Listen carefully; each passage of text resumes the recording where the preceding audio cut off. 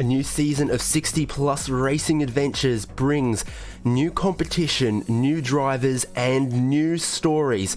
Everything has to start somewhere, and this season starts at Michelin Raceway Road Atlanta for 2 races today. We're very much looking forward to it. This is a special league. It is for drivers age 60 or over. The drivers love racing with each other. They have a great community, great fellowship, and they really love racing. So this is going to be a good one. This is a high-speed track, and these cars that they race, the Indy Pro 2000, really love to slipstream as well. I'm David Haynes. Paul Smith is with me and producing. Paul, we love 60 plus racing adventures. We're back for another broadcast to open up this season. What are you expecting out of this season and out of Road Atlanta? First of all, it'd be a good idea to switch on my microphone. Yes, hello everybody. It's this series, it always provides us great, respectful but hard racing, and these drivers always put on a great show for us, and especially from this track you get such a good slipstream, especially down the back section down towards the chicane at turn 10A and 10B. You can even get a run out the final corner down in towards turn 1. You can make moves into turn 3 if you're really brave, and turn 6 potentially as well.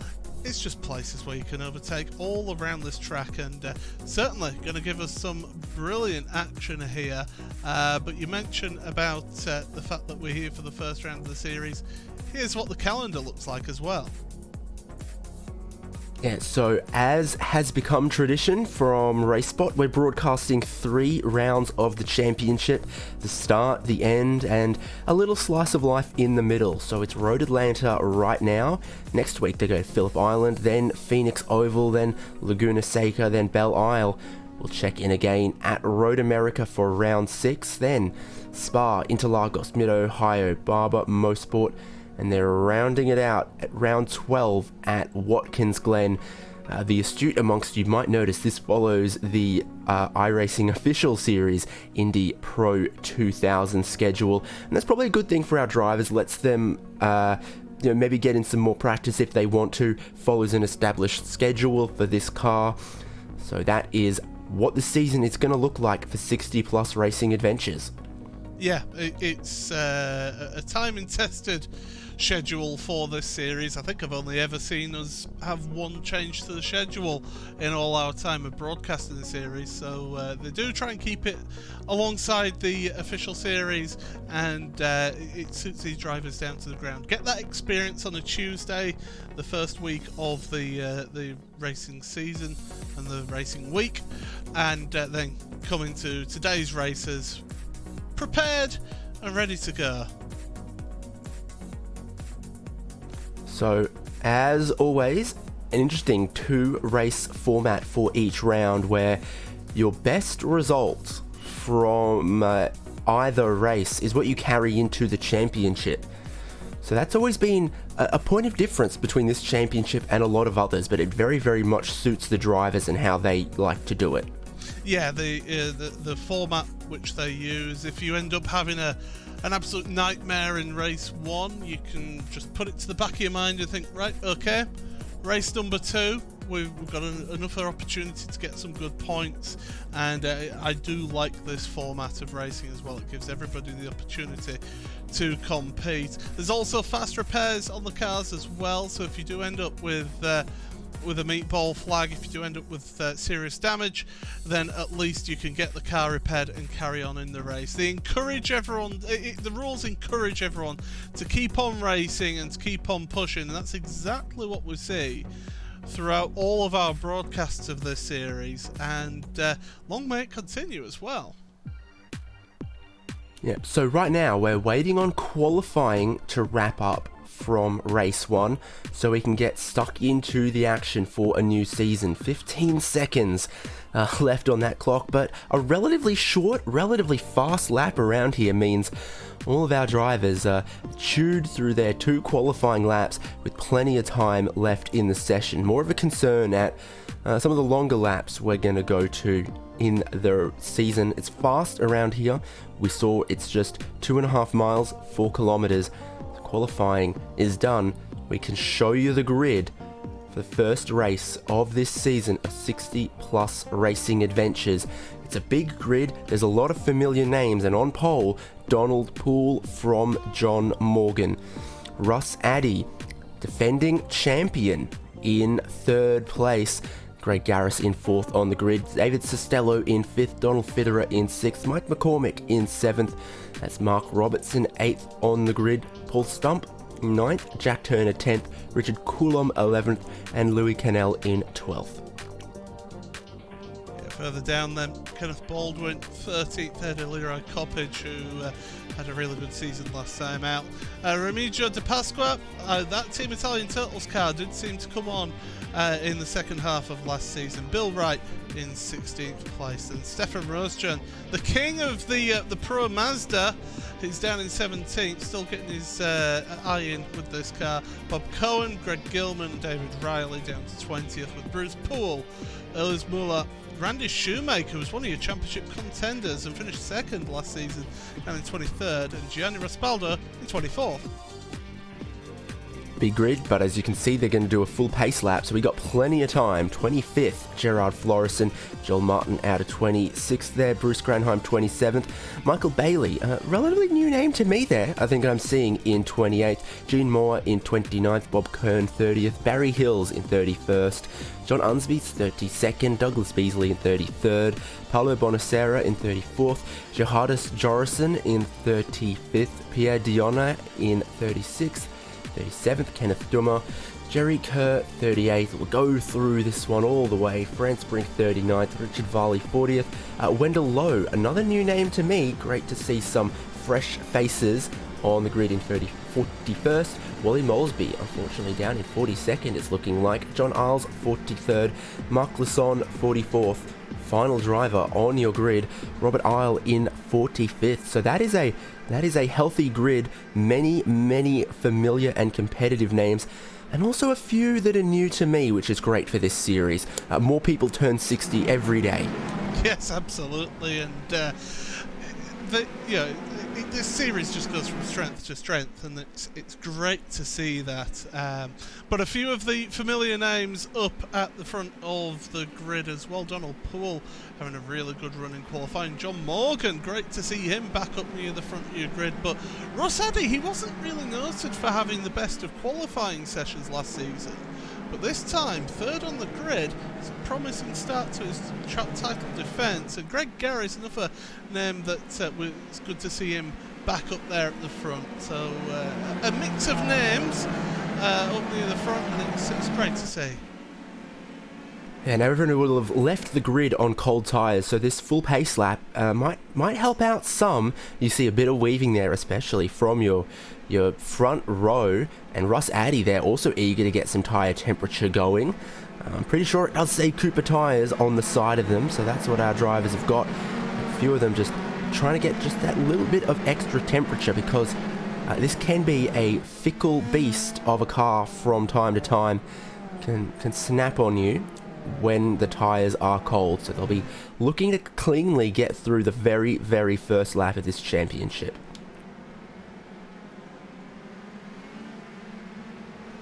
Across the top of the hill, pace car's going to be in not too long. It goes for pit road. Donald Poole wastes no time putting the power down. Huge jump, green flag waves at Road Atlanta. Donald Poole, John Morgan are off to a good start, and I think that's stretched out all of our large grid behind them as well. So hopefully they'll all make it cleanly through turn 1, up the hill, and into the famous S's of Road Atlanta. Yeah, classic part of the track here through the S's, and Poole has made an absolute lightning start, was determined to make the breakaway, and in fact we've got a little bit of a breakaway in the top 10, because Richard Coulomb I think got caught out by that start. A little bit of a gap for him, but he's slowly catching that back up. We've got a spinner. Don't say that's going to be the first of the spinners at turn number Baldwin. 5. Yeah. Now turn number 5 is a tricky corner at the best of times in GT cars, but this car in particular on cold tyres on lap 1, it is just on a knife edge. Yeah, exactly. Very fast corner, uphill with a crest, and very aggressive curbs in that section of the lap as well. And this low-slung single-seater isn't a huge fan of jumping across those curbs so freely. I know that's David Costello there, right in the middle. He was looking forwards, now he's looking in his mirrors as well. So if you're round about this place in the pack, got to have your wits about you, got to be thinking quick. You did get a good run off the chicane over the hill, and flat out through the final corner in these cars, I have no doubt. Yeah, the full power, even with cold tyres, but look at the understeer in Costello's car then. Really struggled through turn 1, as we've got another car off actually at turn number 1. Around they've gone, that's Lewis Cannell. Oh dear, Club UK and Ireland driver, and he is obscured behind the trees, but he's out in the weeds there on the outside of turn 1, trying to get that car going. What might have happened there? Do you see any damage? I don't know, but Jim Moore is another driver who's had an incident on the start of lap 2. So everyone got through lap 1 fine, but then it's lap 2 which seems to have been the issue here. So we'll have a look at Lewis Cannell very shortly. We're going to stay on replay, by the way, after this one. So we'll quickly jump forward to Jim Moore.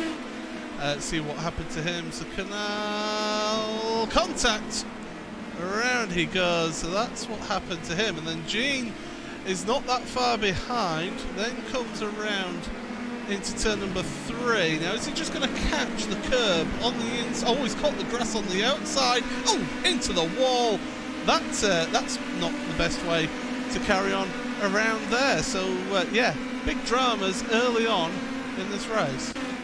Yeah, that's a super unsighted braking zone, and clearly for Gene Moore there, cutting across some of the grass and then spearing into the wall. Not a great start, but fortunately got a fast repair in this race, and also got race 2 not far away either. You can see 24 laps for this race. We're now on to the 3rd lap, and they are racy inside the top 10. Your top 3 are a little spread out, but here, Mark Robertson, Mike McCormick battling over 7th and 8th. And this is the only move inside of the top 10 since the green flag flew, as Mark Robertson has gotten ahead of Mike McCormick. And they are all in a little bit of a draft line down the back straight here. Everyone just playing follow the leader. Such is the speed advantage you get following in the draft in a car like this with 200 and something horsepower. It's not a 1000 horsepower Formula 1 car. No, but to be honest, it's much more fun. You can just throw this car around. Robertson, right wide out of the last chicane there. And Paul Stump's going to have a look as well in that one. So chalk 1 position gained for McCormick. And we saw him, McCormick, at the end of last season, having some really good pace, but not the consistency. So it'll be interesting to see whether he can actually keep up that pace all the way through the race. Yeah, another case of these cars not liking the curbs. Not as bad around here as it was for the Nürburgring Nordschleife at the end of last season. You saw he went a little bit wide. There was no traction on the curb for him there. Whoa, Coppage is very, very close to taking out Bill Wright there. To go up the hill. Great battle here in 12th and 13th. Bill Wright's been charging his way forward in this race as well. He certainly has, and good start from Bill from 16th up to 12th. Leroy's up as well from 14th to 13th, so he's been moving just 1 position up. But here's that slipstream now. Look at that. You've got a gap in front of Wright, and that's showing right here. Look at the speed you could gain through that slipstream. A little bit of a squeeze. Oh, a bit more of a squeeze from Leroy. And they're back out of it. I think somebody's taking a sensible pill out of those two, and around they go. Yeah, so Coppage gets 1 spot at the expense of Bill Wright. Great little battle between those two there, but there is, as you see, a bit more space up the road to the next car, which they're going to hopefully be able to catch. Mark Robertson is watching Donald Fitterer go backwards because Mike McCormick has stolen his spot. Now he's going to lose another and maybe another. Paul Stump runs out of space through the S's on that occasion. But you get out of line through the S's there and you're losing handfuls of time.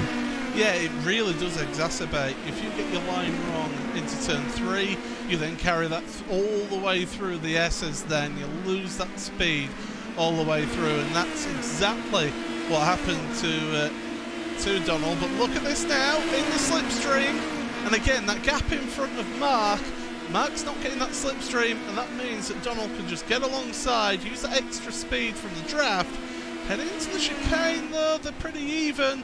Who's the last of the late breakers? It's Donald. Oh, Mark was thinking about around the outside. Not quite happening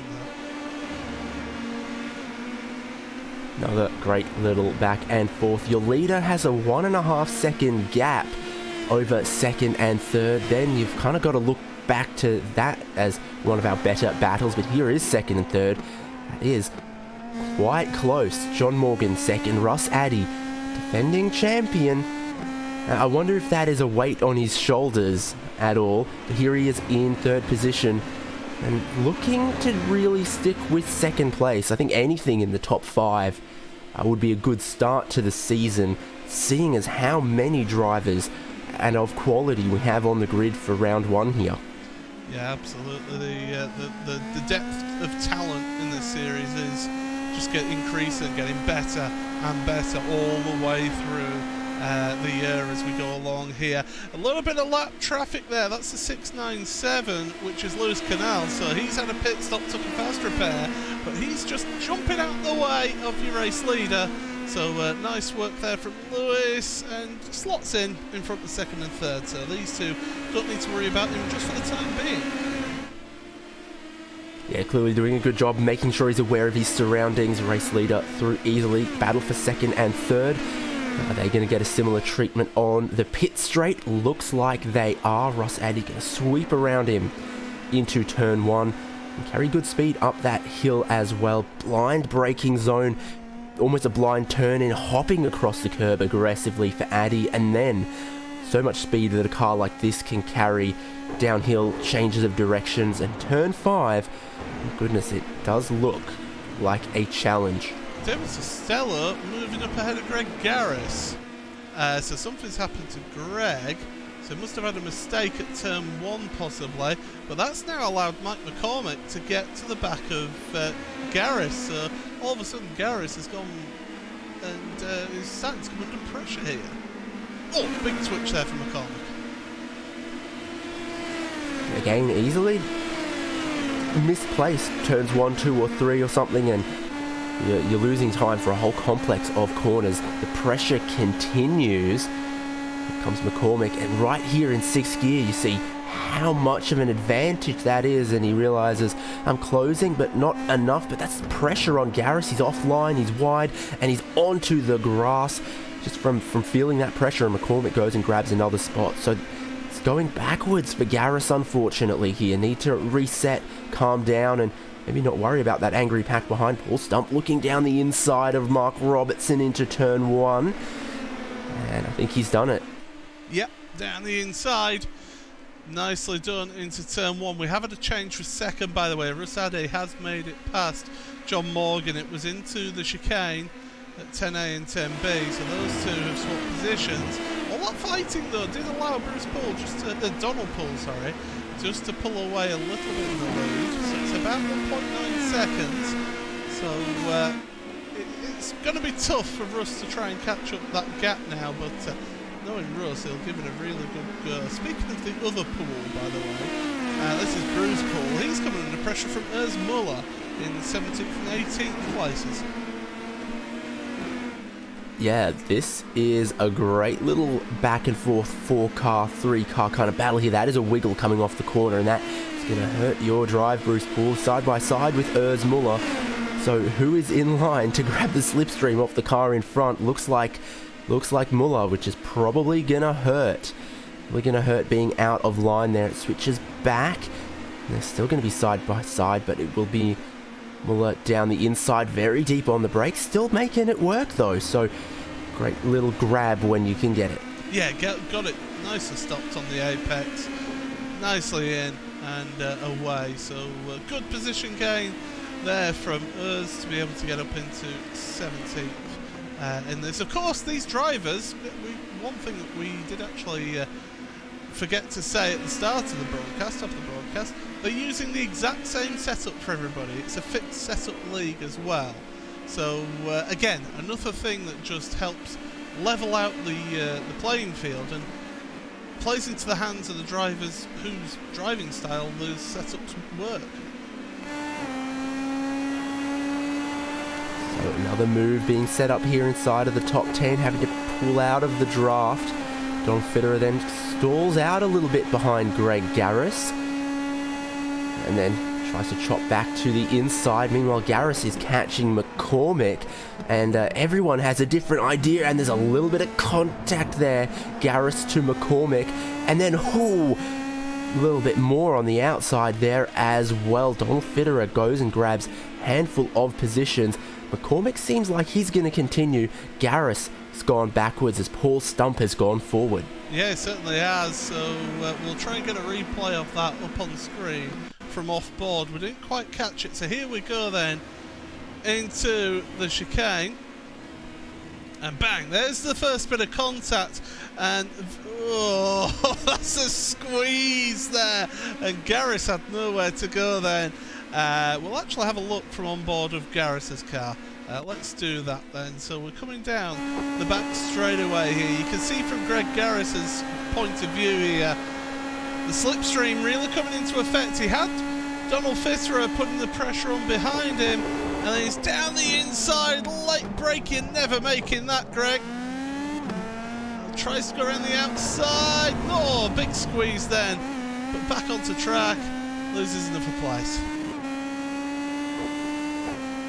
Yeah, there we go. One of the tyres locked up on the grass on the inside as well was going to make it tough to make that corner. But look at the pack it's formed. This is all of 5th position and backwards here with Fitterer and Stump and McCormick in there as well. And Mark Robertson looks like maybe he's joined the party here.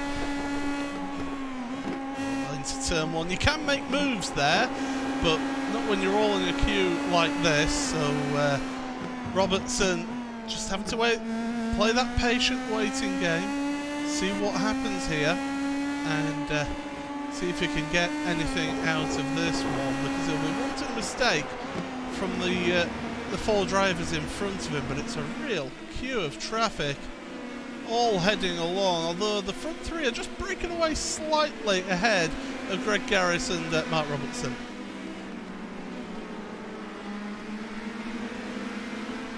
Just approaching halfway in the race here, showing no signs of slowing up whatsoever.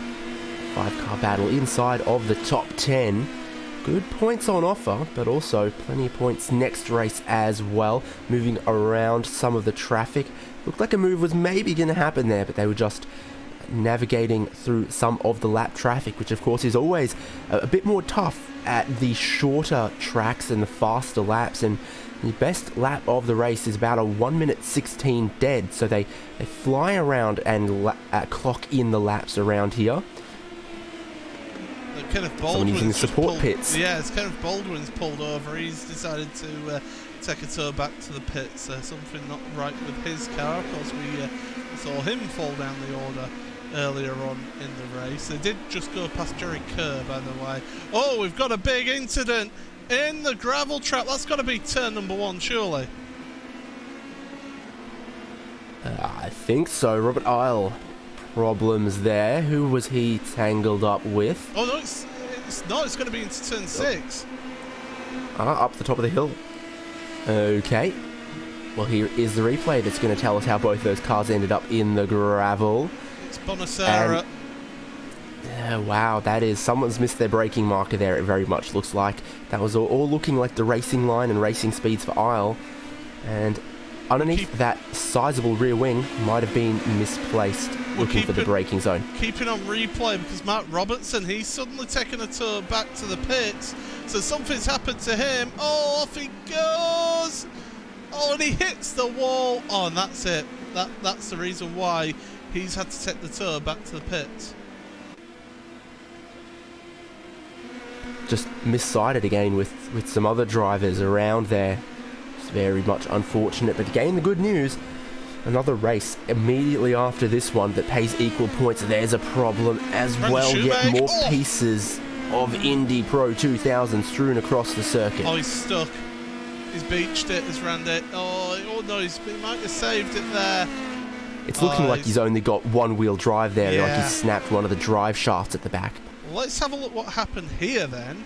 All of a sudden, we've got a bit of action. Oh, there was contact there between the two of them. And he just gets on the grass. Oh, that's a heavy impact there. I'm trying to see who the other car was that was involved in that one. I couldn't quite see. We'll get another look at this on board. And there's the contact. Round he goes, and all of a sudden, bang! There's the 41, Richard Coulomb. We'll have a look from Richard's point of view as well. That's a heavy impact right there. That's where one of the fastest corners on the track. Yeah, so sort of engaged in battle. Tap there. And trying to pick which way to go. Made the wrong choice, unfortunately. There was a lot of other cars around. It was high pressure, very quick decisions needed.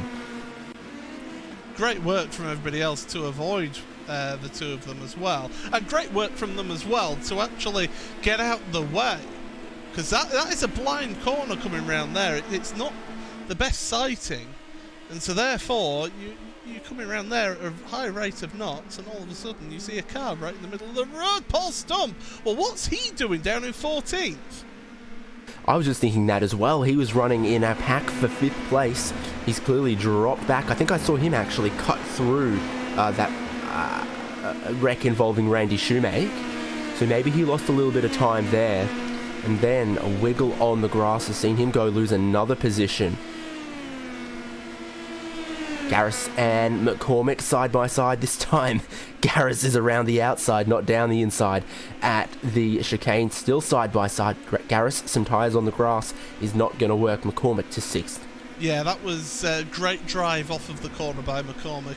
Left the space there for Garris, just in case he did miss his braking or something along those lines, and therefore gave him the space, let him take that wide line and carry the speed out of the corner with McCormick. But he needs to try and pull away a bit more, because Garris is still within that slipstream spot, that sweet spot, and he can look at maybe getting enough of a run down into the chicane. But this race is sort of spreading out now. There's only one or two little battles out on track. There's this one, and there's a battle for 12th between Bob Cohen and Bruce Poole. There's one place that's not spreading out though, and that's the lead. Donald Poole's had about 1.5 seconds, I think, all race long. Plus Addy got to 2nd place and is maybe not going to let him get away. So I would not write off a battle for the lead, but there are a couple 2-car battles in the field still, including this one where we've seen that Greg Garris is not shy to try and send a move. So McCormick is parked down the middle of the road, then to the left-hand side defending the inside. Garris around the outside and gets crossed back underneath. Oh! Does he? Oh, contact again between Garris and McCormick, and again McCormick, all 4 in the air. He's going to need someone to look at his spine after those landings. How strong is this suspension though? Mike McCormick, take a bow, your mechanics, because that car has taken 2 heavy impacts to the corners, and he's ended up carrying on fine as Bob Cohen is off at the chicane now.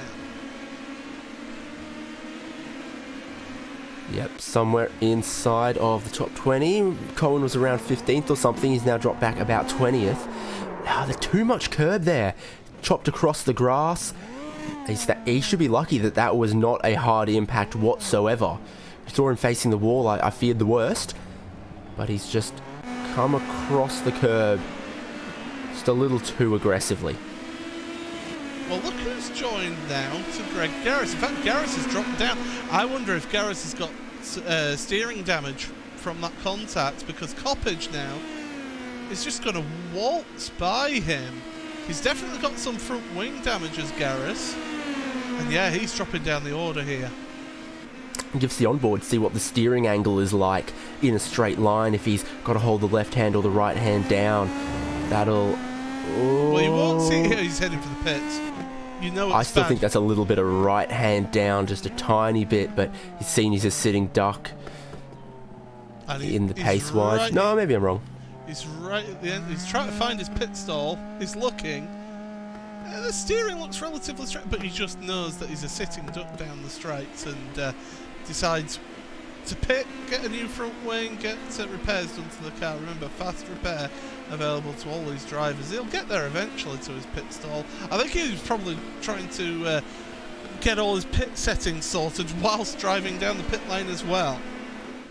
Yeah, that's a possibility, and of course in these sessions where your pit box was in practice and qualifying changes in the race, because for the race session they all jumble around into the order that you qualified. So if you remember where you qualified, you'll know where your pit box was, but it is sometimes disconcerting that where you left from for qualifying and practice is not in the race. Bruce Poole, not leader Donald Poole, but problems here for Bruce Poole, trying to get that thing with a 3-point turn. I thought he was about to get it stuck then, but he's back running. It's turn number 5. Do you know what? We've gone all race without a turn number 5 incident, but here's Bruce about to show us that you can make mistakes here at this corner. Too much of the inside or too much of the outside? It's that's that outside curb, which you can sometimes run across the top of. But he's just picking up the throttle, still trying to turn as he's touched the curb and spun him around. Don't know what kind of impact he made there. We're just going to see him continue, so hopefully he didn't not too make bad any there. impact. Yeah, he didn't touch the wall, so he got off really lightly there with that one. So well done for keeping it out the wall. Now Mike McCormick, I think he has damage, because now he's a sitting duck compared to Jack Turner and Leroy Coppage, who are behind him, and he's fallen way off of Donald Fitterer. Last lap for McCormick was a 1:18. His best lap was a 1:16.4. So I don't know. He might be missing about a second and a half, and we'll see exactly what happens when Jack Turner gets to him here, as well as Coppage. So still holding on to 6th for the moment, but I think he is missing some speed. He's got that lap traffic in front of him, which is helping him, giving him that slipstream though, hasn't he, at this lap? So that lap traffic's getting out of his way, so it'll be interesting to see what happens this lap. He's already on lap 19 in the race. Yeah, another 1:18 flat, or 1:17.9 from McCormick, so he'll definitely still finish in the top 10 at this kind of speed. But Turner and Coppage, maybe not Coppage so close behind him after that run across the top of the hill. Jack Turner still definitely looking to size him up, and you see who wants to use a lot of that exit curb and who doesn't. Different lines across there. If you commit to using the curb, you can do it. It's when you only tag a little bit of the curb, you see what happened to Bruce Poole. So here is a good opportunity for Jack Turner. Yeah, let's see how he does now that he has a slipstream. Down the straight, we've just gone through turn 8, we're about to head through turn 9, and look at that slipstream, look at that draft. Nothing, absolutely nothing that McCormick can do there. I think McCormick knows it as well, so Turner to 6th, McCormick back to 7th, which is where he qualified. Leroy Coppage from 14th on the grid in 8th, looking for 7th now. A lot of speed on the pit straight as well. McCormick goes to the inside, breezes out of it. Yeah, oh dear. Oh, that's a very second-hand car for David Riley. And missing the front wing. Let's see what's happened here, shall we? Let's go to the replay, have a little look. David Riley, 6 and 7 at the very far end. It's fast, and then it slows up, and the exit out of here is critical. And that is not the exit he was looking for. Yeah. Well, there's your problem right there. That's supposed to have a wing there, so yeah. Big damage for David. He's taking a trip to the pits, so he's going to get the fast repair and be able to carry on. So Russ Addy third place, battling for second. So Morgan isn't giving this one up as we head into the latter stages of the race. Yeah, I think maybe a sloppy last lap from Addy, or maybe got the bad run of the green through the traffic. John Morgan is right with him once again, as you point out. It stretches another couple car lengths here, but Morgan will be hoping to position himself well on the back straight.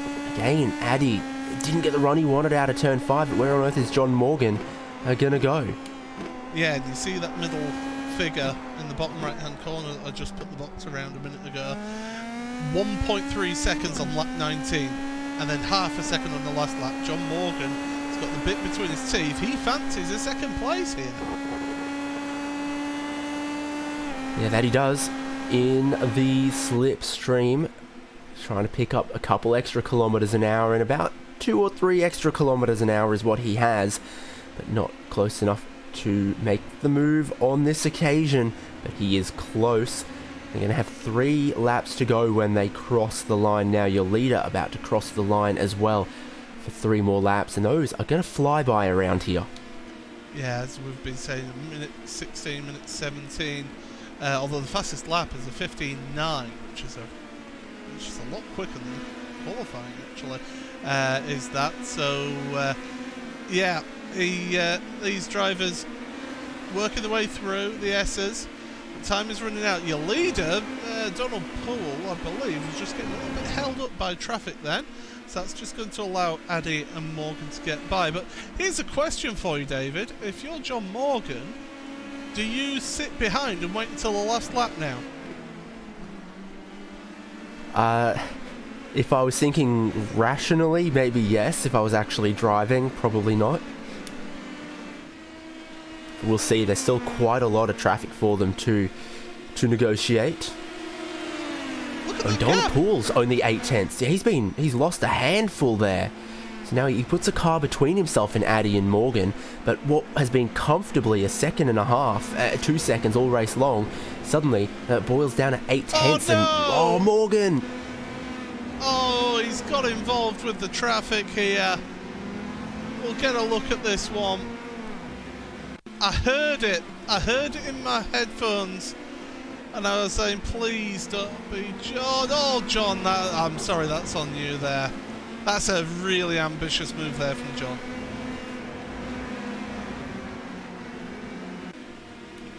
It was, but I can understand it, but it's cost him a lot. He's back in 5th, and Turner and Coppedge, I think, are going to eat him up, because I think John Morgan's got a bit of damage. And indeed, that is happening. So he's gone and lost another couple positions here. He's a sitting duck. Turner and Morgan have gone through. Is that McCormick immediately? No, that's just the lap traffic. That's David Riley making a recovery after his incident at turn 7 a couple of laps ago. But McCormick isn't that far behind either. So a little bit of desperation, I feel, from John in that move. And unfortunately, it has come to bite him in the backside. Yeah, it has. This is the lead, though. Donald Poole and Russ Addy. Suddenly, from not looking like he had a chance of a win, Russ Addy's within 4 tenths with starting the final lap of the race. So this is make or break for Russ Addy, but he seems to come on good in the back half of the races. That's how he wins races. That's how he won championships. So how is this going to go at the lead? Flat traffic, by the way, so you never count that one out, but they should catch it towards the back straights. That should favour Donald Poole.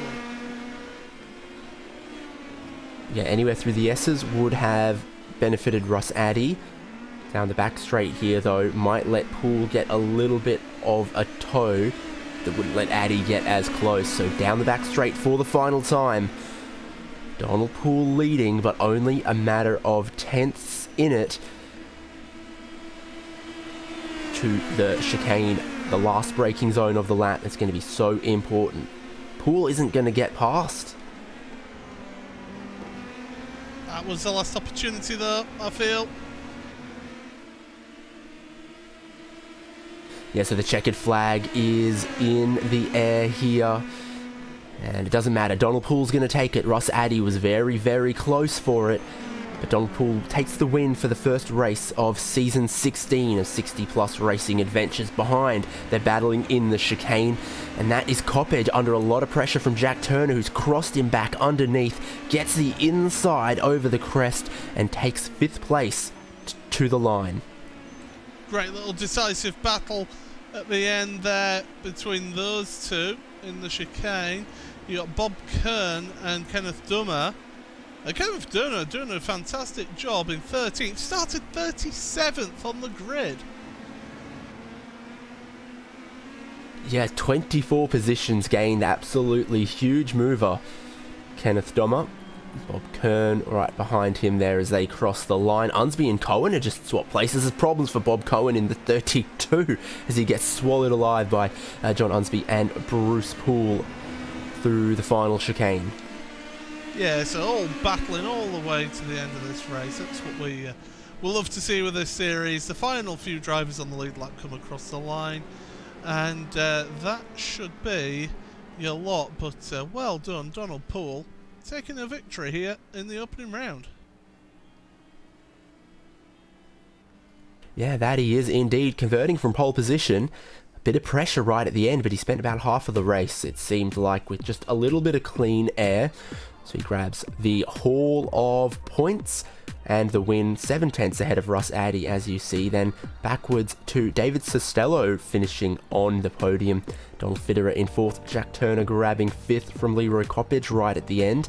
Mike McCormick in 7th, John Morgan limping at home in 8th, losing handfuls of time but still finishing in the top 10. Greg Gilman in 9th and Urs Muller in 10th.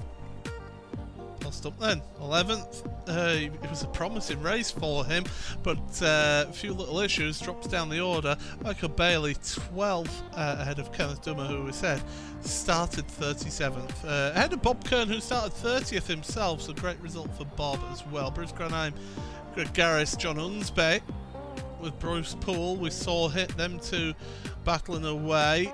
Wendell Lowe and Bob Cohen ended up in 20th in the end. That he did. John Isles 21st, 22nd, Douglas Beasley, Richard Varley in 23rd. This is something I've been thinking about. I think they're playing a something on us here, because there's no Gerard Florison on the grid, but suddenly we've got Gerhardus Jorison. I don't know about that one there. But Wally Molesby in 25th, Mark Roberts in 26th, Barry Hills 27th, Pierre Dionne, I think, in a debut there in 28th, Randy Shoemake in 29th. Considering we've seen before, he's got the pace for the top 10, so we'll see what he might pull out of the bag in race 2, which isn't far away. Bill Wright is in 30th. Yep, David Riley. The rest of your drivers then laps down. David Riley, Joel Martin, Lewis Cannell, who we saw have an incident at the first corner. Paulo Bonacera, who either missed his braking spot or had a complete brake failure, 34th. Robert Earl, Jim Moore, Matt Lisson, Jerry Kerr, Gianni Respaldo and Franz Brink. And then the final few, Richard Coulomb, Kenneth Baldwin, look at that name, Stefan Rosgen did not finish. Jared Florison, there he is, in 44th ahead of Remigio de Pasqua, who I believe, did he even take the start? Yes, he did, because he was 22 laps down, so did not finish for him as well. But for all of those guys with a handful of laps down, it's not to despair, because in race 2, it's a clean slate, and if they improve on their position, then that improvement is what matters. So what we are going to do right now is have a word with your defending champion and second place finisher, Ross Addy. We'll talk about the small things here, Russ. What about those last couple of laps? Suddenly you're right with Donald Poole. Yeah, Donald, I needed a mistake from Donald, otherwise I don't think I'd have got him. The back markers are a little tricky today, but they did a good job. Obviously, around a very fast lap like this, and with a big grid for this new season, the traffic is going to happen. But what about that? Quite a few new names on the grid, I think. Yeah, it's good to see new names. It's good to see a strong, healthy group of guys wanting to race each week. And what about this track here? How does it fit you? I mean, there's only a couple braking zones, but there's a lot of blind crests, a lot of curbs you got to be careful with, and a big slipstream on the back straight. Yeah, the slipstream helped me get past John Morgan, and then I messed up my first qualifying lap where I went off in turn 1. So there's a couple of corners you really, really got to watch. So, I mean, second place is a great way to start the season, especially with such a big grid. Do you hold hopes of defending your championship? A little early for that, but I'll try to be in there each week. I got to say, Donald was tough to beat. If he hadn't or had made a mistake, maybe I'd have been there, but I just didn't have it for him today. Fair enough. Well, still one more race to go, a chance to either match or improve your points haul from this round, I guess. Yep, I'll do my best. Awesome. Anyone you want to thank on your way out? Of course, thanks you guys, David and Paul, for broadcasting this. The GTR simulator guys from the TNT Racing and Allenberg Racing School. And of course, my teammate, Randy. Yeah, tough race for him, I guess. If he gets on the podium, we'll chat with him after the next race. There you go. Okay, guys. Hope to talk to you after the next one. Thanks, Russ. There we go, Paul. Russ Addy. We get to have a chat with him from second place. But then we do it all again for another 24 laps, don't we?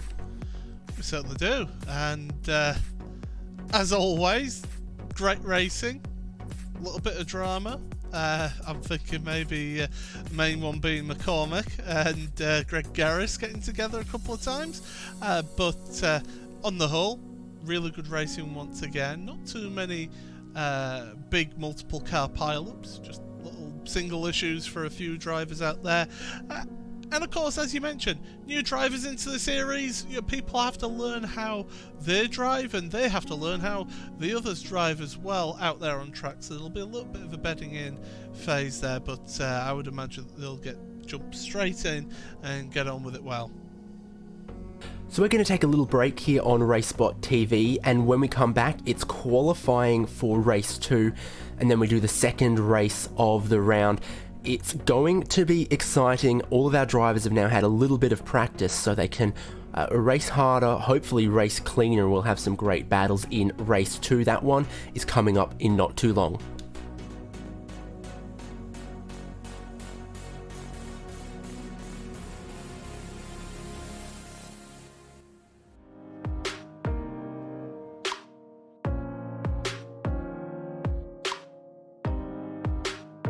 One of the two requirements in order for your license to be promoted is your minimum participation requirement, or your MPR. Your minimum participation requirement requires drivers to run a certain number of races at their current license level before being allowed to graduate to the next license. The status of your MPR can be found in your iRacing profile, which you can find by clicking on your helmet in the iRacing UI and viewing your profile. From there, click on the Licenses tab. This box will show you your MPR obligation for all 4 licenses and what you need to do in order to complete the requirement.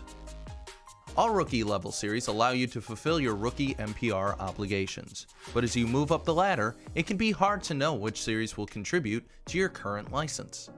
To find out, look for the green MPR Up icon in the series description on Tile mode, or the green Up arrow in List mode.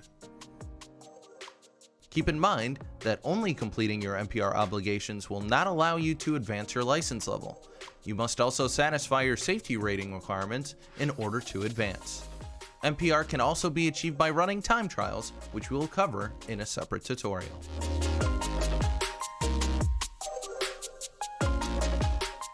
The field is rolling on the back straightaway. Get ready, this is going to be tight.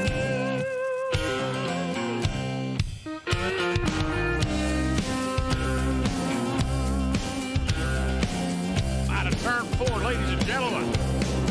The All-American 400 is underway. Gotta be careful. The bumps here can get you every time. Entering the corner, exiting the corner.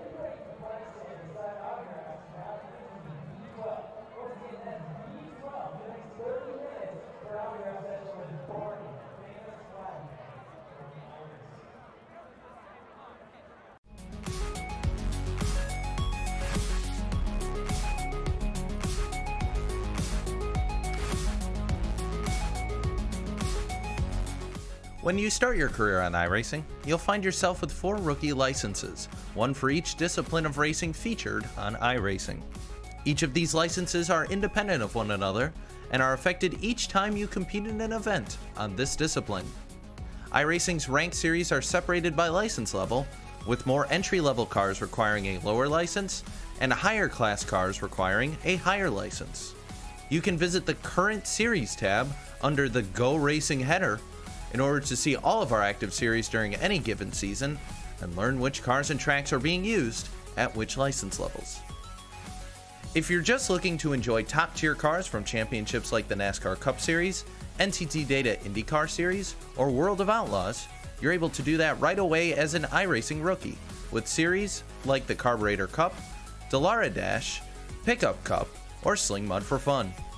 These series are unranked, and competing in them will not affect your safety rating, minimum participation requirements, or iRating. To find other unranked series, filter the page you are on for the Unranked tag, and any unranked series will be sorted onto your screen. Likewise, to filter these series out, select the Ranked tag, and any unranked series will be hidden from your view. Of note, user-created races, like leagues and hosted sessions, are also unranked and do not affect your safety rating or minimum participation requirement.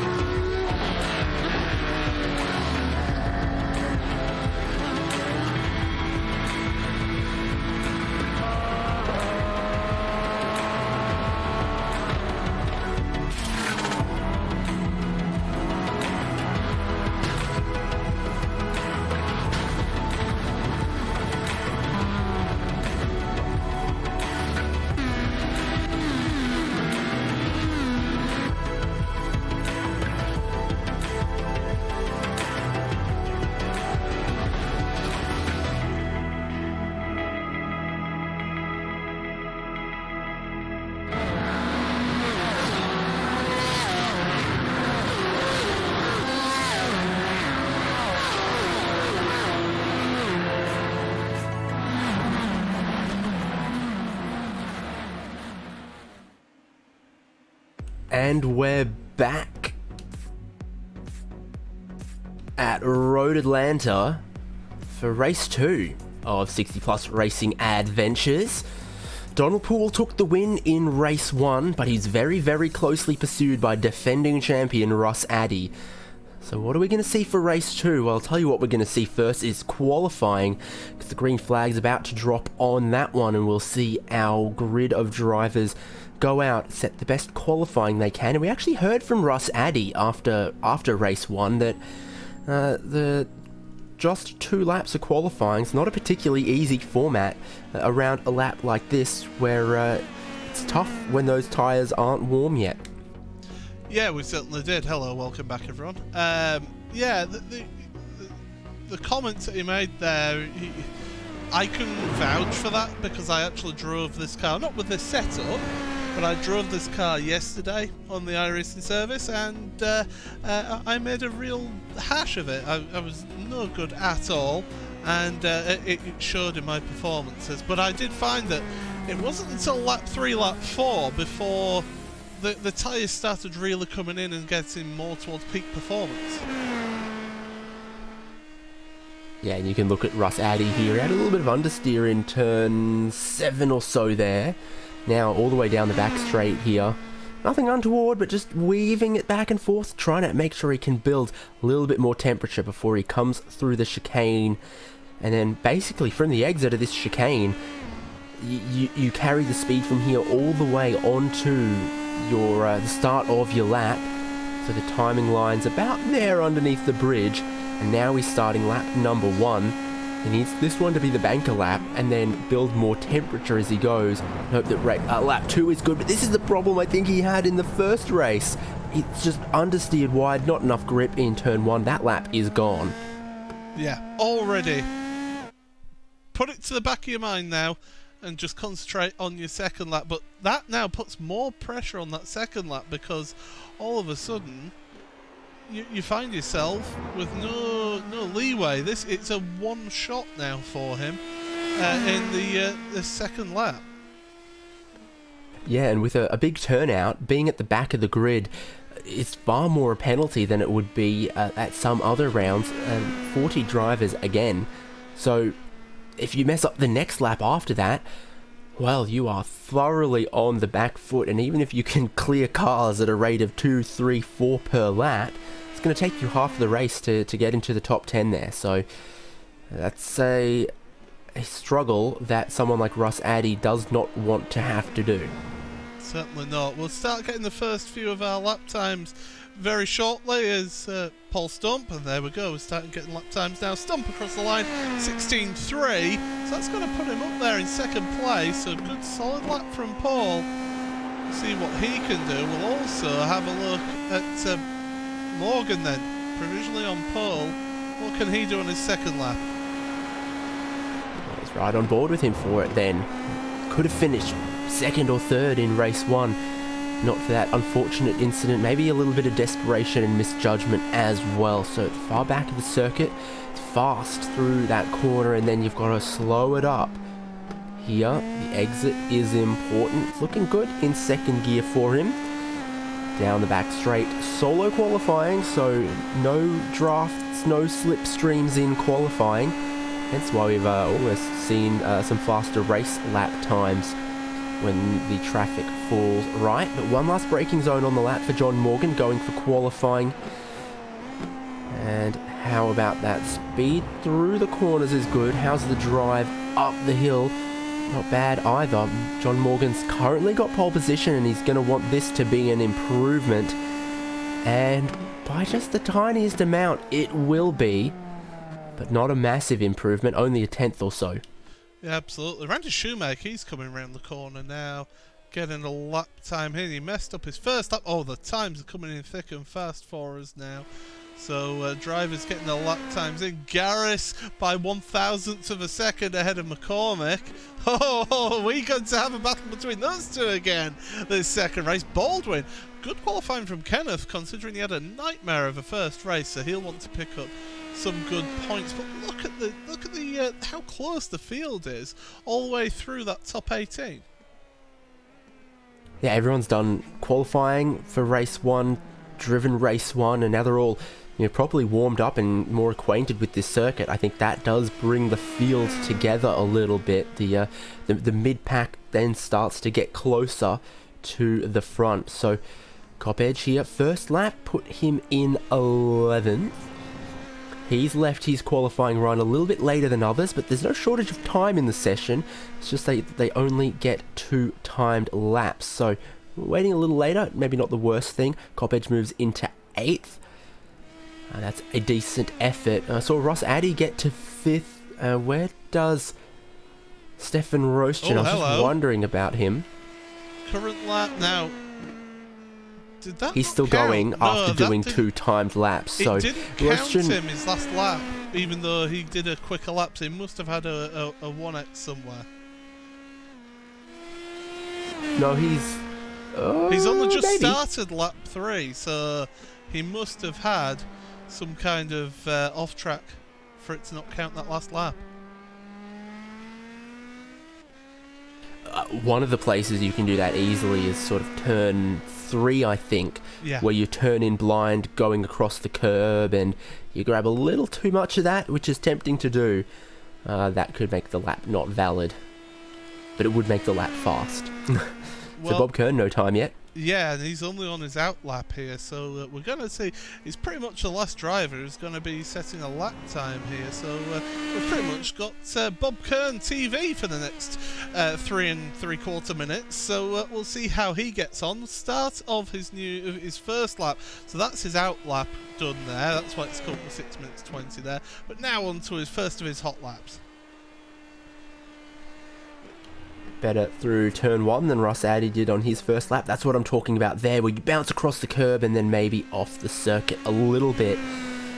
It's fast and it's blind through that section, especially when you're sitting as low as you are in these cars. You can't see over the tiniest of crests. You can hardly see over a molehill.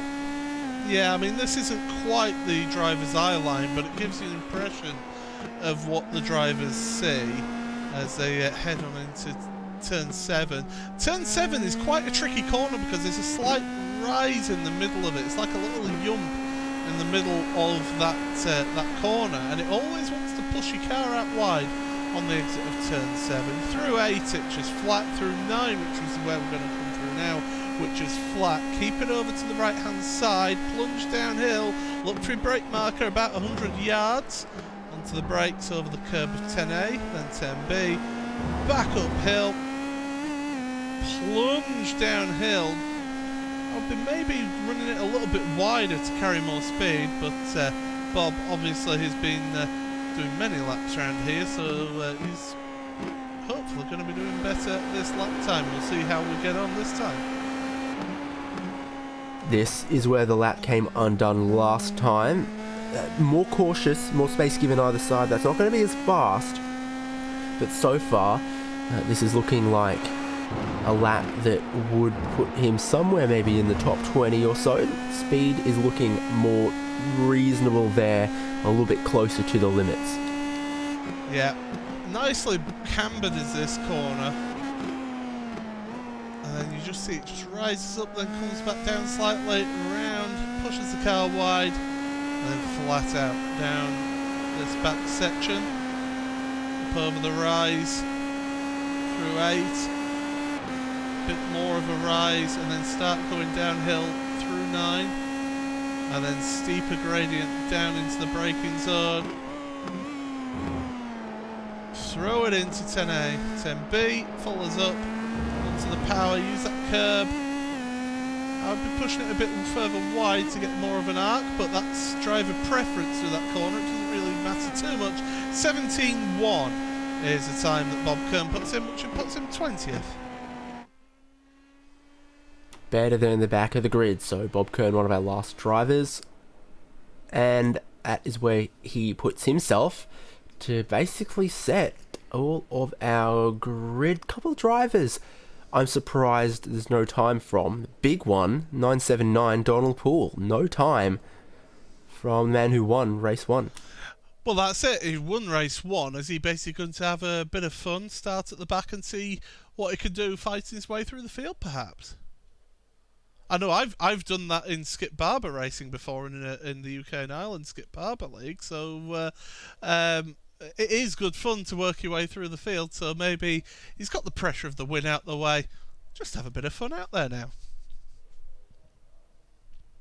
Yeah, I mean, we talk about your points are the best of the two races. He's already got the best that can be achieved. But what about the double? You know, that prevents anyone else from scoring race-winning points. Let's look at the grid, though, as they are all going to line up behind our safety car for the formation lap. John Morgan on pole. Bit of heartbreak at the end of race 1. So now he starts from pole in race 2. Greg Garris in 2nd. McCormick in 3rd. Kenneth Baldwin 4th place. 5th place, Russ Addy. 6th for Mark Robertson. 7th for Paul Stump. 8th for Leroy Coppage. 9th. What? For Remigio De Pasqua. 10th for David Sistello. Jack Turner is in 11th. And Stefan Rostjan in 12th place. Yeah, I think we'll let you off. It is still early in the morning for yourself. But 13th is Richard Coulomb ahead of Urs Muller. Bruce Granheim 15th ahead of David Riley in 16th place. 17th for Lewis Canal, who will be hoping for a better race than race number 1. John Unsby 18th ahead of Bill Wright. Bob Kern, who we saw put that lap time in, down in 20th place, with Bruce Poole, Randy Shoemaker again down in 22nd, not liking this track and car combination, it seems. Barry Hills and Joel Martin down in 24th. 25th on the grid is Gianni Raspaldo, another Team Italian Turtles. Gary Barbatti in 26th. I don't remember seeing that in race 1, unless my mind is playing tricks, but in 27th is Bob Cohen. In 28th is Gerhardus Jorison. My graphics have just failed. Gene Moore is in 29th, and Douglas Beasley 30th. Should I just keep going? Yeah, absolutely. Keep going while I try and fix this. Yeah, then the remainder of the grid in 31st is Pierre Dionne, Jerry Kerr in 32nd, Gerard Florison in 33rd. So we got both now? We do. Yeah, we did in race 1 as well. Did we? Yes. I don't remember seeing Jared Florison. I remember seeing Gerhardus Jorison. Richard Varley is in 35th. Wendell Lowe is in 36th. Ooh, this is suddenly drivers with no qualifying time. 37th, Wally Molesby. 38th, John Arles. And 39th, Donald Poole. He's going to make his own highlights reel, I think, after this race. Maybe that's the plan. If he has, in fact, taken to the grid. I'm going to double-check that one. And neither's Leroy Coppage. Now, that's a bigger one. Leroy Coppage was starting from 8th on the grid. So, something's happened there.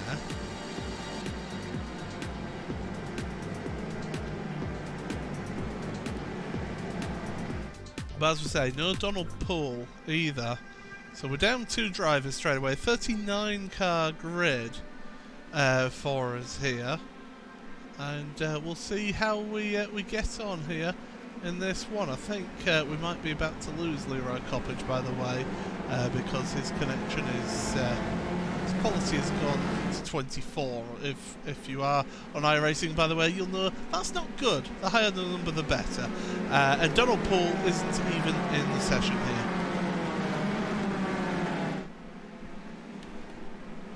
Well, he's going to lock in the maximum points, but someone else is going to win this race, take that same number of points to the championship, and as is sometimes the case, it'll be a tie after race 1. Still 11 more rounds in this championship, though. We'll see.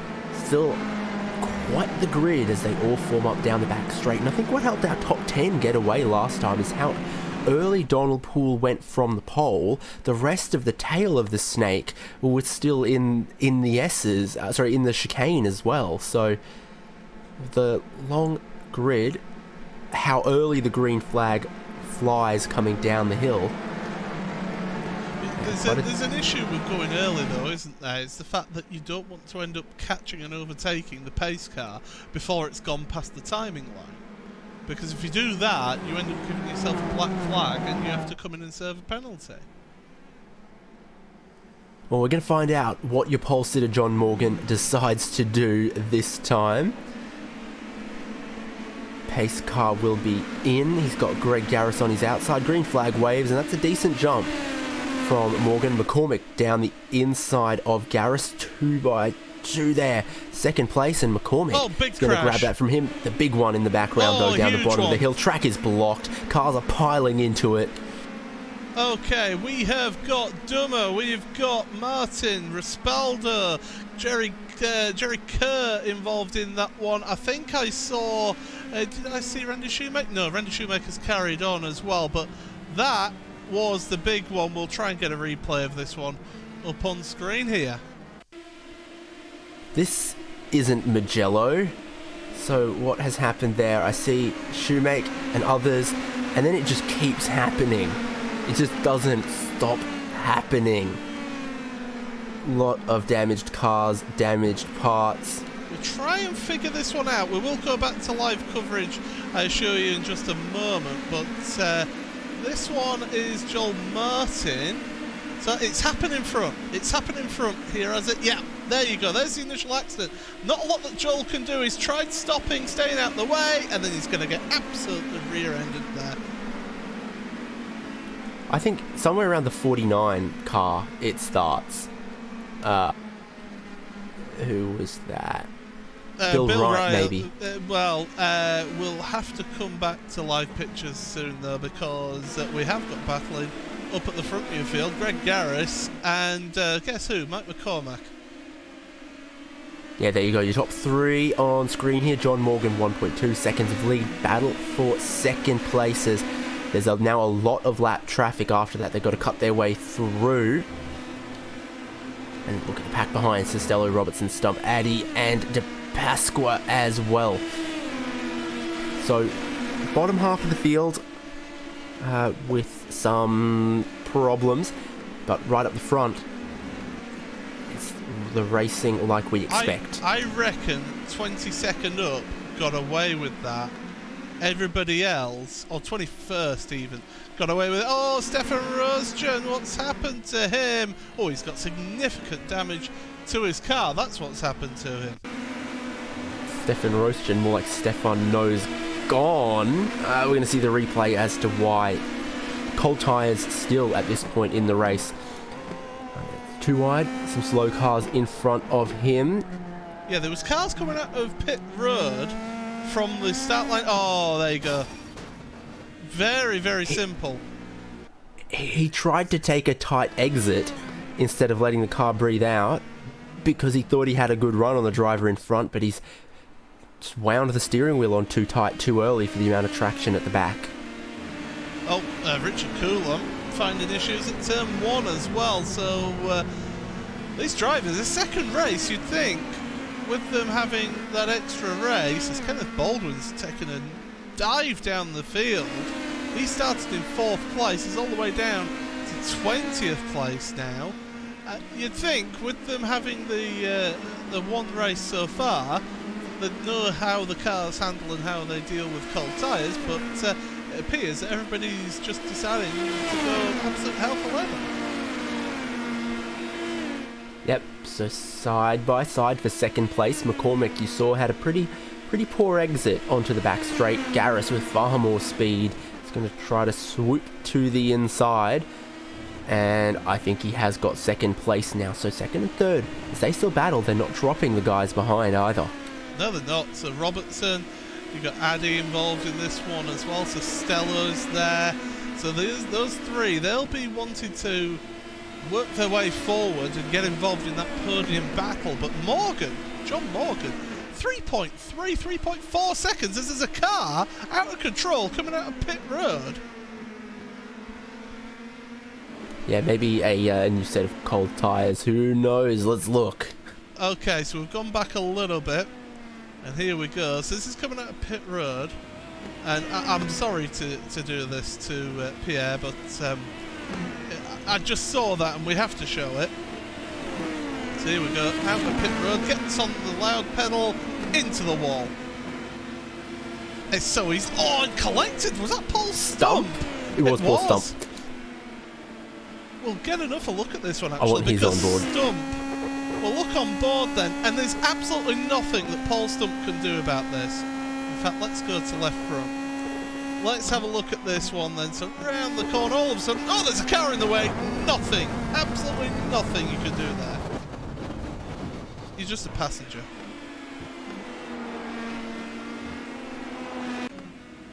Wow. So that is a bit of heartbreak for Paul Stump. Second and third, though. What is it that you cannot keep Garris and McCormick apart? Yeah, these two are almost joined at the hip out. The two Texans. Oh, we've got a car off. That's a bit of lap traffic getting out of the way in an extreme way. But yeah, these They two actually got rid of that part of the motorcycle S's. So I don't know if you were aiming for that, but it's been grassed over. Well, I'll tell you now, only the top 17 have yet to pit. Everyone else has been in the pit. Oh no, apart from John Isles. John Isles has stayed out the pit, so I'll give him credit for keeping his car clean. But yeah, everyone else from 1st to 17th have not been in the pits. Here we go for second again. Garris is going to try to defend the inside. McCormick has quite the head of steam. And in the end, he wanted to back out of it, and then Garris was slow, so now he's through, but they've slowed each other up big time. Here comes Russ Addy. Here comes Mark Robertson.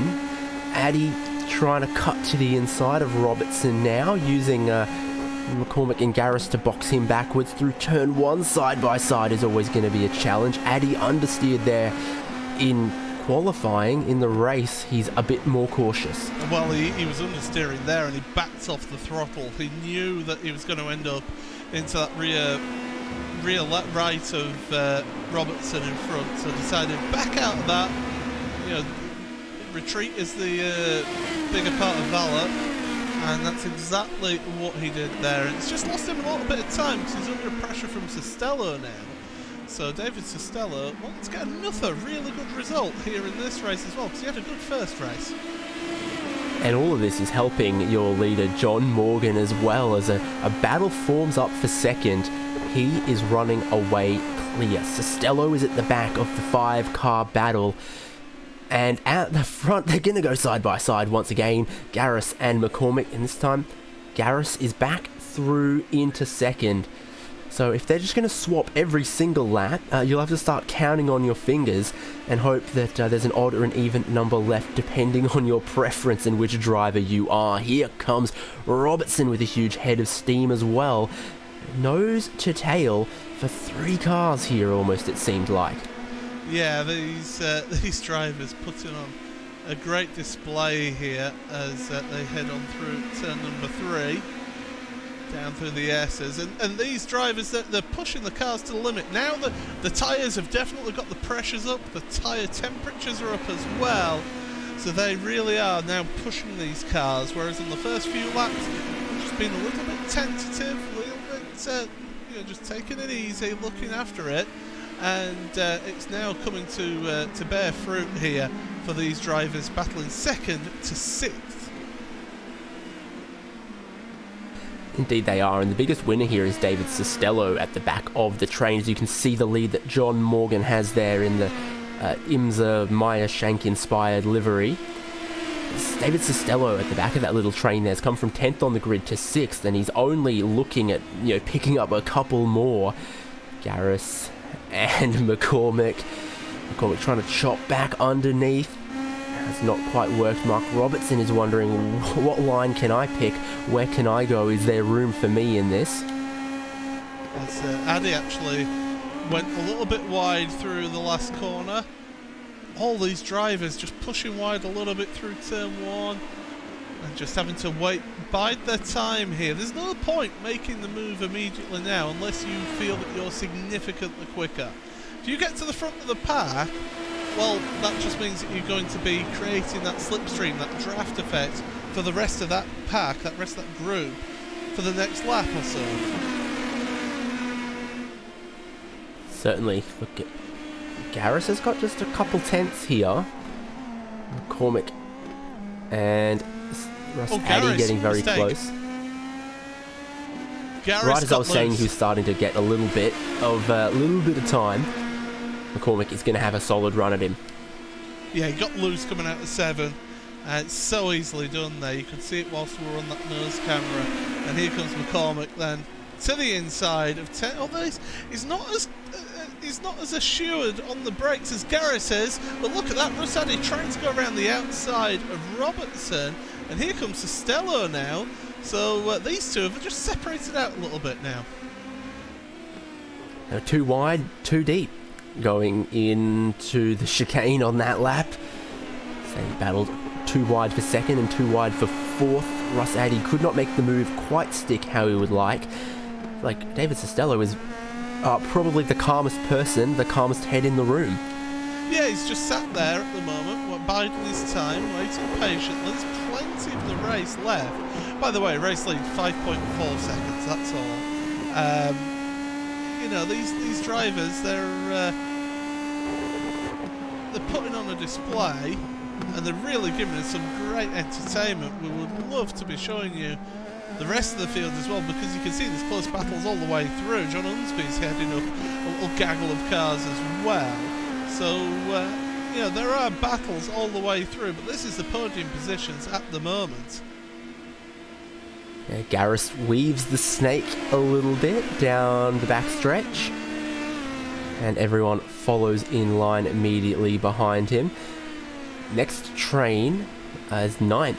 John Unsby is leading with Erzmuller, Bruce Granheim, Bob Kern, Bruce Poole. That's where we look at here as they're battling Kern and Poole. Bruce Poole around the outside. That was so close to contact. Yeah, that was having confidence that the driver alongside you would give you that space and not turn you around. And you know, good work from Poole to make it up a position into 12th place.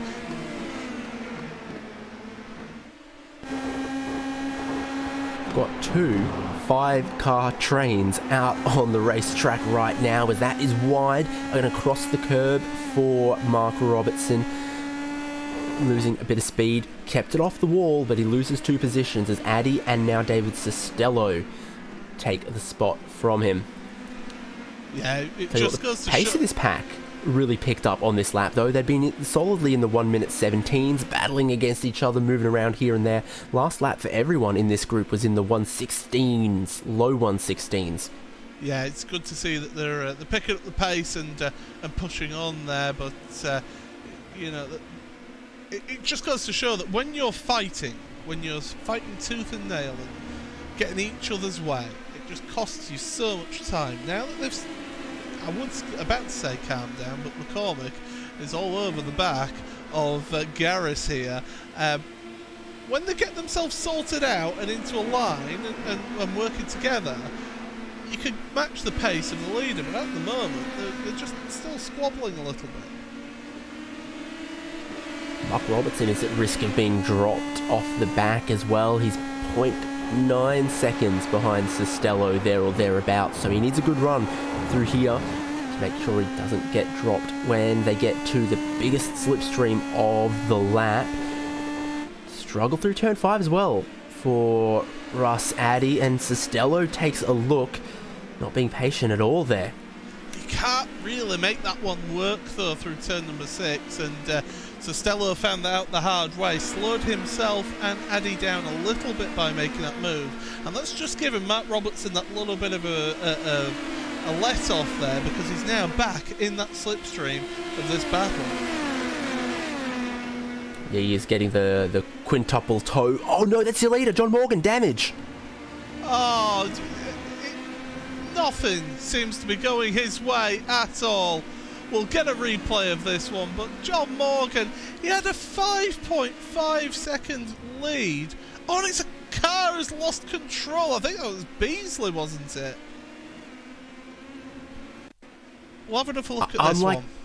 Unlike last race, I really struggle to see anything John Morgan could have done differently here. Well, let's have a look in front. So yeah, Beasley loses control and just gets on the throttle straight away. Wait! Look at you've got a relative box. It tells you how close other cars are. Wait until there's a gap. And don't come on at a right angle in the middle of the apex as well. Reverse if you have to. Mike McCormick stopped as well out on track, so we'll have a look and see what's happened to him. Well, suddenly what was a battle for second became the battle for the race lead. It was a little bit of a connection problem. That's what it was. He's back with the Planet of the Living, and now it's a 5-car battle for the lead of the race.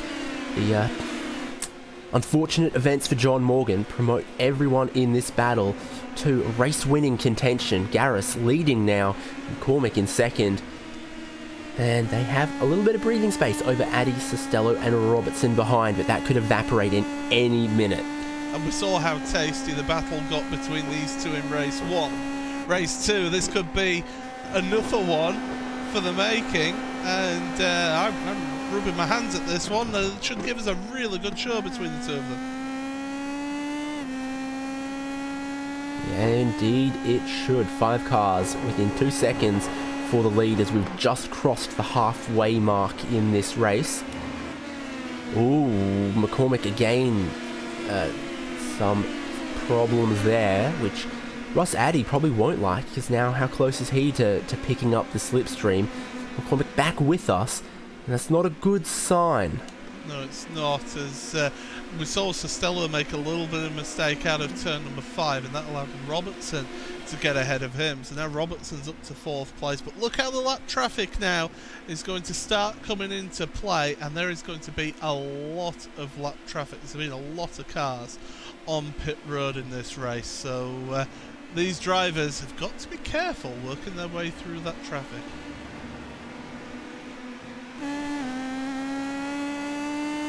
That they do, riding on board with your current championship, no, second in the championship at the moment, Russ Addy. He could equal a second place, or he could still see himself the chance for the win, as he's just gone and set the fastest lap of the race on that lap. Yeah, look at that, 15.9 for Russ. So that slipstream, double slipstream he's getting from in front of him, really helping him down the straights. Through the corners, he'll be feeling the understeer a little bit, but it doesn't affect the car too much because they don't have the most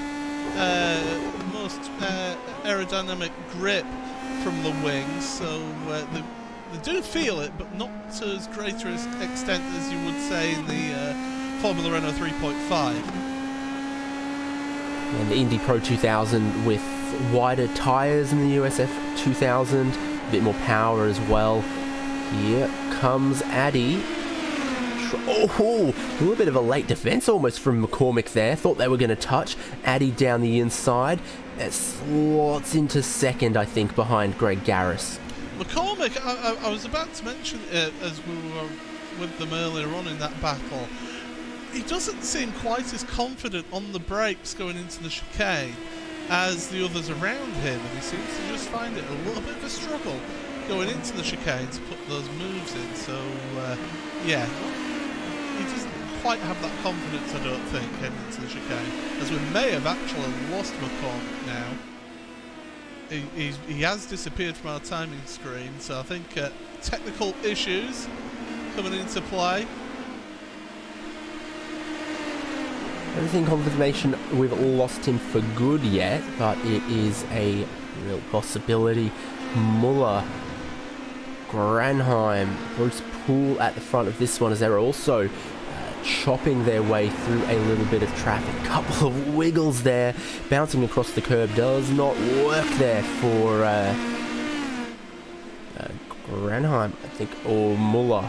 Well, both the drivers really, they were all a bit out of shape. They've got Paul Stump, who's a lap down on them, in between them and John Unsby as well, so he's acted as a little bit of a buffer between the two of them. But Granheim putting the pressure on as Muller as they're heading down the back straight, and here goes Stump just to let the other drivers by. So Unsby, Kern and Baldwin all together, although Baldwin, he's one driver who promised so much, starting in 4th place. Yeah, I can just confirm now we have lost Mike McCormick, effectively a retirement from this race now, which is a real shame because he had a lot of pace to challenge Greg Garris with. This battle around about 9th or so. As Muller is 9th, Granheim is 10th. Unsby in 3rd has now been unleashed onto the back of the battle as well. We've Mark had Robertson. an instant. Matt Robertson, it's turn number 5. Turn number 5 is claimed of it. Oh my Is goodness. a canoe. That is, yeah, That's all that's left. That isn't a car, that's a canoe. You're right there. Let's have a look at this on replay. Coming in. This is probably not going to be pretty 5. watching. There. Oh, big, big. Oh my goodness. That is a huge, huge accident. I'm really glad that this is in the virtual world and not in the real world, because that is a significant accident. Slow it When down you saw here as that well. it had removed all of the wings and every corner off the car, here's how it goes in back left, front right, rear right, rolls over. So it just manages to dig in and rip every corner off the car for poor Mark Robertson. Yeah, that is the most significant damage that I have ever seen on this new damage model. That really is. That really, yeah, I've not seen a car that damaged before. So hats off to iRacing. That's a good test of the new damage model, isn't it? There's nothing left of it. Well, lead of the race, it was a 5-car pack, slowly thins. We've lost McCormick, we've lost Robertson, got Greg Garris, we've got defending champ Russ Addy down the inside looking for the race lead. He gets in very, very hot, and is going to get crossed back by Garris. I think he is, but this is great for David Costello because suddenly he's in the picture as well. Yeah, Costello just he dropped a bit further back on that lap, but he's now catching up and he's putting the pressure on here. Oh, that's a mistake into turn 1. That'll cost him some time, and that means that he'll just drop back that little bit. But through the S's. Right, look at Russ Addy putting all the pressure on your leader Greg Garris right now. He is right with him on lap 18 of 24. Starting to get towards the sharper end of the race. Costello kind of wasted a bit of an opportunity looking to the inside of turn 1 with a move that was never going to stick. He could have been right with these guys right underneath the rear wing like Russ Addy is. This time it's not down the inside. He's going to have to go to the right hand side of the track before 10A, 10B chicane.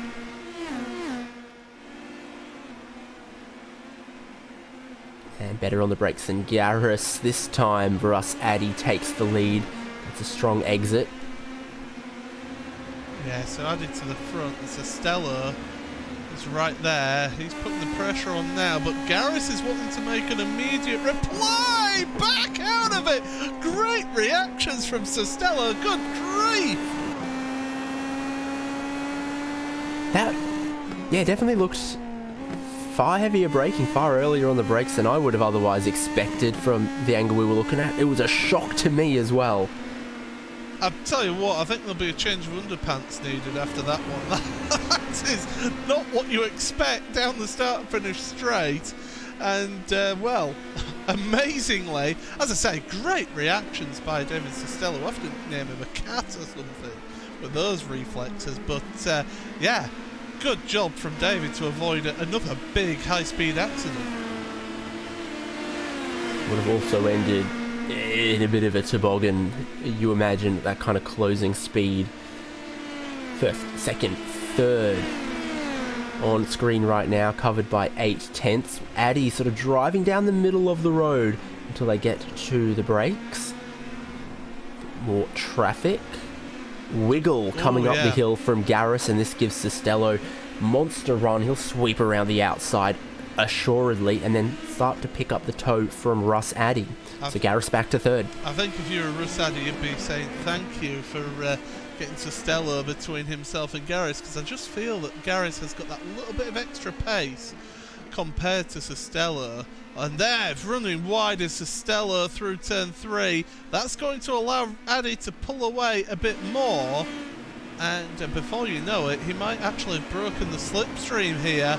And these two behind Well, they're just going to be waving goodbye to him as he pulls away.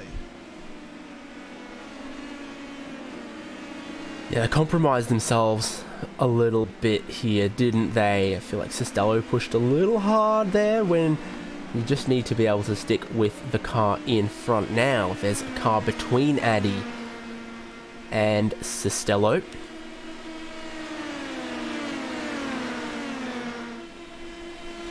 That actually might help Costello a little bit, help him pick up a little bit more speed to try and get within that 1 second window or so of Russ Addy if he is going to stop Addy running away with the race lead.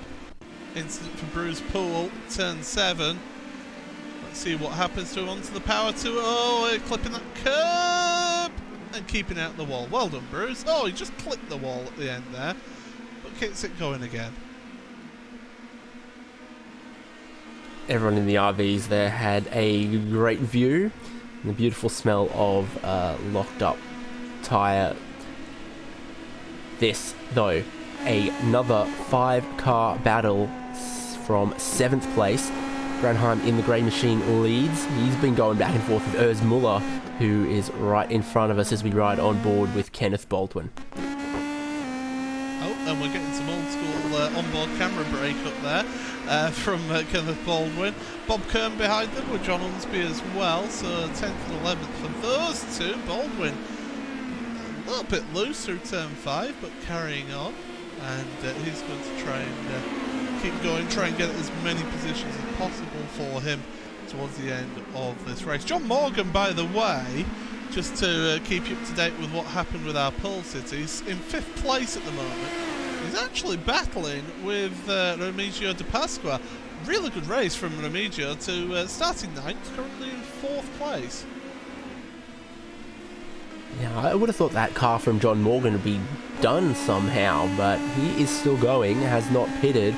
He's got a big head of steam against Remigio De Pasqua, who's down the inside. Is that letting him go or defending it? I think that's defending it. Remigio De Pasqua not going to give this one up. We know John Morgan is very, very quick, handily qualified on pole.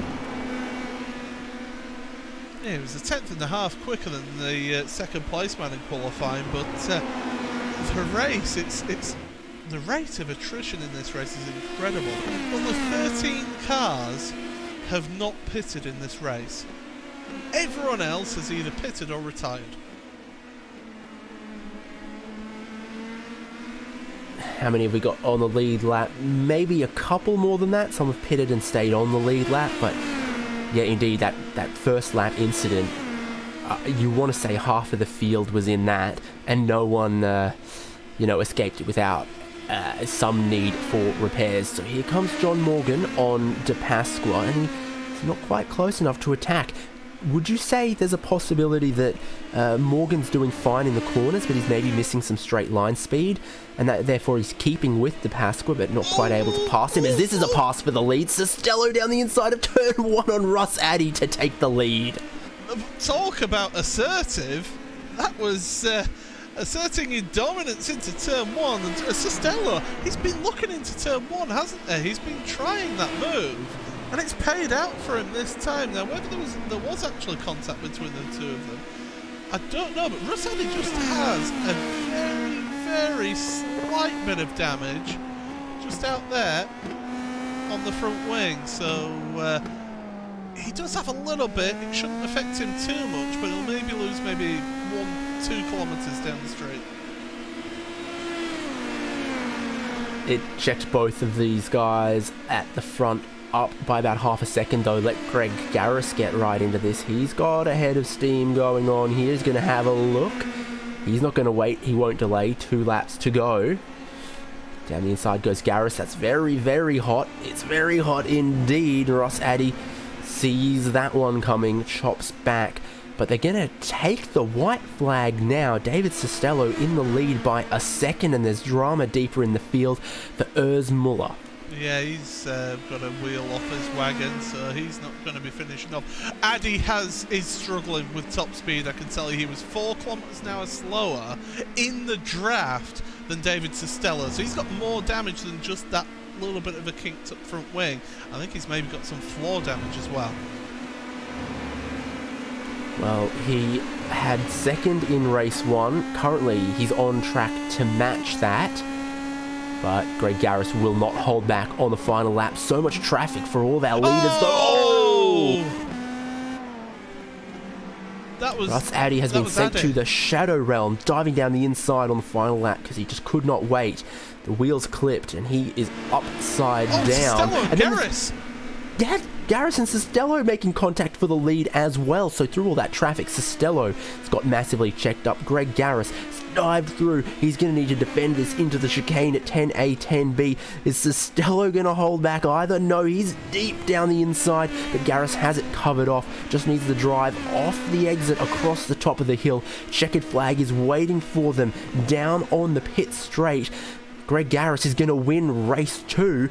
We started the lap in 3rd. Yeah, so graphic catching up with us there. I think we're going to have a look at that final lap again to see what happened there, because that was crazy. What on earth happened here? Well, let's find out then. So Sestella had a good lead over Addy and Garris. He must have got caught up with all this traffic, because there was a significant amount of traffic in front of him. I believe that orange car, I couldn't quite make out which car that one was. Now this one gets out the way, does it? It's the 33, so that's Wendell Lurr. And then the two of them squeeze. Russ Addy just flying through the air. Then Sestella gets held up by the 69 of Richard Varley and the 27 as well of Joel Martin. Oh, there was contact between those two. So that is the reason why there was contact between Garris and Sestella. Yeah, we caught that one a little late. They were 3 wide, trying to go 4 wide on the back straight there, and just not enough room. And we're going to see it from the perspective of Russ Addy. We know he saw a gap and went for it. At the far end of the circuit here at turn 6, and did he push wide? Was there room? Oh, it's the smallest of gaps if there is any room, and he's just throwing it down the inside. He saw the opportunity coming up in front of him to try and make that move, and then look at this from above. Well, Sestella actually moved across on those 2 cars. So it was Sestella who squeezed the 2 cars to his left, and that allowed Garris through. Wild stuff for all of our top 3 on the final lap there. Not clean, not tidy, but certainly unpredictable. Now Greg Garris is going to take home the biggest haul of points. It's going to put him in the equal lead with our race 1 winner. We're going to have a tie in the points at the end of round 1 season of Racing Adventures. But just looking at this race though, here is the order that they finished. Greg Garris takes the win, David Sestella in second, Remigio De Pasqua ends up on the podium because John Morgan just could not get past him. Jack Turner in the top 5, Bruce Granheim in 6th, Baldwin in 7th, John Unsby in 8th, Bob Kern 9th place, and Bruce Poole for 10th. 11th then was David Riley, and he was the last driver not to make a pit stop in this race. Everyone else did. Randy Shoemake 12th, Lewis Connell 13th, Kenneth Durma 14th, headed Bill Wright 15th. He was the last of the drivers on the lead lap. Then Russ Addy, Matt Robertson, Bob Cohen, Wally Malmsby, Paul Stump. I mean, Russ Addy, that's the big one right there. 16th classified then as the first of your 1 lap down drivers. Urs Muller, after his spin that we caught, finishes in 21st, Richard Coulomb in 22nd, Gene Moore in 23rd, John Arles in 24th, 25th for Barry Hills, Gary Barbati in 26th, Joel Martin 27th, 2 laps off, Jerry Kerr also 2 laps down, Douglas Beasley 3 laps down, Wendell Lowe 4 laps down, and then, well, the rest. Yeah, Richard Valley, Mike McCormick, who unfortunately we lost through technical issues for him, Stefan Rosgen, Pierre Dion, who we saw unfortunately have his mishap out of pit road, which affected Paul Stump. Gerardus Jurison in 35th, Gianni Raspaldo, Jared Florison, and then the 2 drivers who did not take the race start, Leroy Coppage and Donald Poole. And out your 39 cars here, David. Yeah, and despite not taking the race here, Donald Poole's still going to be points leader with Greg Garris after this round, both of them with a win apiece, the best result of 35 points if the point system is still the same. Well, the series gets more and more popular, bigger and bigger grids, and that is leading to all kinds of excitement, but there's still great racing at the front. Was delightful to see. They're going to Phillip Island next week, but we will see you again on RaceSpotTV for October 21st at Road America. I think that's going to race very similar to this as well. Some long straights there and Watkins Glen. So we're broadcasting only from America. Only from America and only from slipstreaming races, it appears, is what we're getting in this series. But I mean, from the previous, last season we had Watkins Glen as the opening round, and if I recall, that was some tremendous racing that we had in that one. So I mean, what a way to finish off the season. And Road America, you mentioned it there. Lots of slipstream available through down to turn 1, down to turn 5, through the kink towards Canada Corner. There's plenty of opportunities for these drivers to be on the full throttle making those moves. Yeah, so all the drivers are going to continue with their championship. We'll check in with you again on October 21st and see how the championship battle is going, because there is a whole handful of names that really could be in the picture. Can Russ Addy go back to back? Can Greg Garris or Donald Poole, Mike McCormick, any of those drivers grab some wins, grab some points hauls, and be right at the tippy top of the championship? We'll find out October 21st. This has been RaceSpot TV coverage of 60 plus racing adventures. Paul Smith has been your producer, and alongside me I've been David Haynes. Thank you so much for tuning in, and we will see you again soon.